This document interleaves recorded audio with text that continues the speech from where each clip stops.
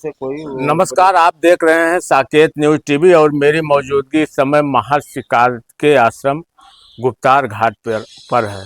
Frame में आप देख रहे हैं हिमालय पे अपनी तपस्या करने वाले और महर्षि कार्तिकेय महाराज के शिष्य।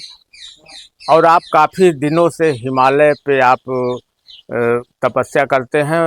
बाकी सारी बातें अभी हम इस वीडियो में करेंगे। आए हुए थे आप महाराज जी यहाँ पर और मुझे इसकी जानकारी हुई तो हमने कहा कि पहले तो महाराज जी का दर्शन करें, उसके बाद महाराज जी से कुछ बातचीत करें और आपका आशीर्वाद लें। आपका बहुत बहुत स्वागत है महाराज ठीक, जी हमारे धन्यवाद चैनल धन्यवाद जी। धन्यवाद धन्यवाद। तो आप महाराज जी बताएं यहाँ किस आश्रम की महानता के बारे में। बहुत सारे लोग यहाँ अयोध्या में नहीं जानते हैं हम्म। इस आश्रम की महानता को। अच्छा। ये जानते हैं कि यहाँ गुप्तार घाट पे ये आश्रम है मरी माता मंदिर के बगल में, हम्म। लेकिन परंतु महर्षि ये नहीं जानते का। महर्षि कार्तिकेय का कितना क्या वो था, इस पे बहुत ज्यादा आजकल के दौर में लोग नहीं जान रहे हैं। कुछ अच्छा, थोड़ा सा प्रकाश डालिए इस पे। जो योग आज मानस पटल पे है, जी यानी कि योगों उससे आश्रमों से जी। तक ही सीमित था पहले योग। हाँ हाँ। तो अगर ये आज आम मानस या जनजीवन के सामने योग जी की क्रियाएं हैं, हाँ। तो ये कार्तिक स्वामी को ही मतलब इसका क्या जाता है, इसका योगदान कार्तिकेय जी महाराज उनको का। ही श्रेय जाता है। हम्म। कार्तिक स्वामी जो थे, जी। इनका नाम था हाँ रियल नाम हाँ। वासुदेवानंद तीर्थ। अच्छा। ये अपने काल में मतलब शंकराचार्य बने हैं। जी। फिर ये हिमालय के लिए तपस। तपस्या के लिए जाते हैं। हम्म तो फिर भगवान शिव, माता पार्वती और गणेश जी से हम्म। इनकी भेंट होती है। अच्छा हाँ, तो अच्छा। माता पार्वती और भगवान शंकर कहते हैं तुम हमारे कार्तिक के पुत्र हो। हम्म। अच्छा।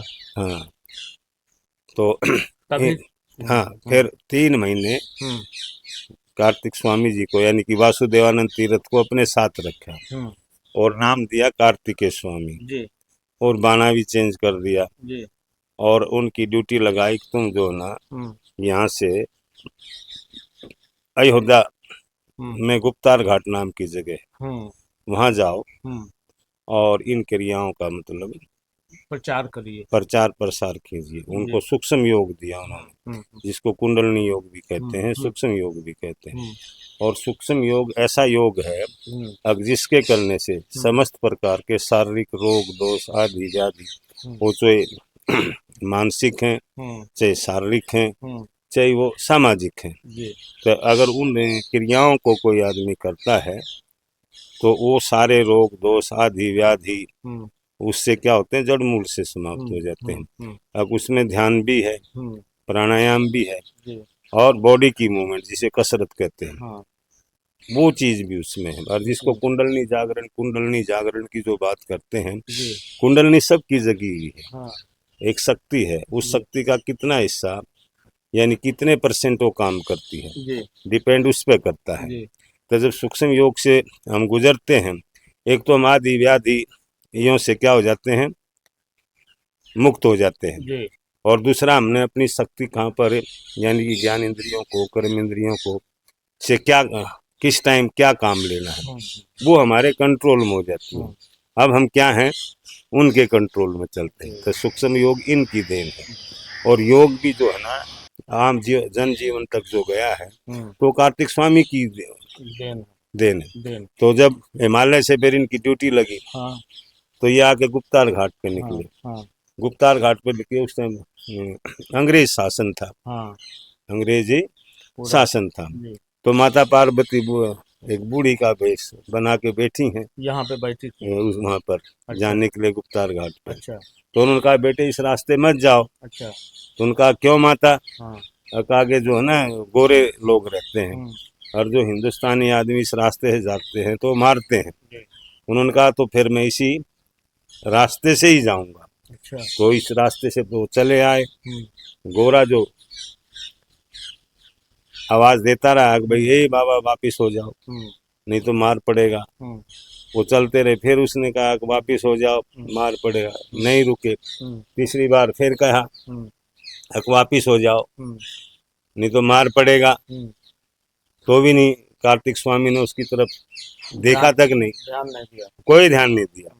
फिर वो अपने घोड़े से उतर के आते हैं और कार्तिक स्वामी के सामने आते हैं, तो आंखों में आंख जैसे उनकी ने मिलाते हैं, तो वो कोड़ा उनके हाथ से, अंग्रेज ढीला पड़ जाता है, कोड़ा उनके हाथ से छूट जाता है। अच्छा, और सीधा उनको दंडवत कर देते हैं, तुरंत दंडवत। हाँ। इसी वट वृक्ष के पास, इसी वट वृक्ष, हाँ, यही वो घटना घटी। अच्छा, ठीक है ना। जी, तो फिर कार्तिक स्वामी यहाँ बैठ जाते हैं। अच्छा, तो गोरा कहता कि बाबा यू लाइक दिस तरीके, यस। तो फिर यहीं पर सब से पहले गोरे ही लोग उनके क्या थे, शिष्य हो गए और उनसे योग का प्रशिक्षण लेते थे।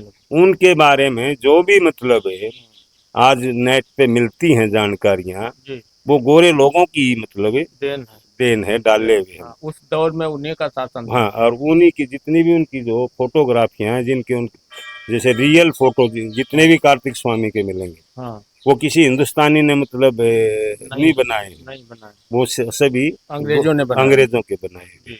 और सबसे ज्यादा अंग्रेज ही लोग उनके शिष्य थे।